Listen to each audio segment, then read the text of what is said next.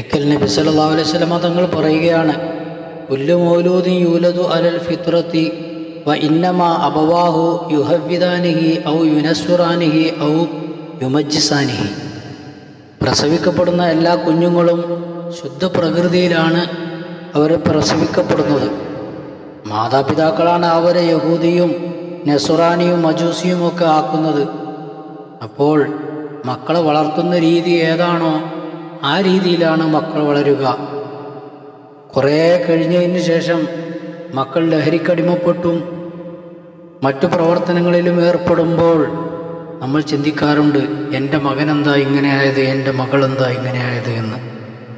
ആ സമയത്ത് അവരെ നമ്മൾ കുറ്റം പറഞ്ഞിട്ട് കാര്യമില്ല.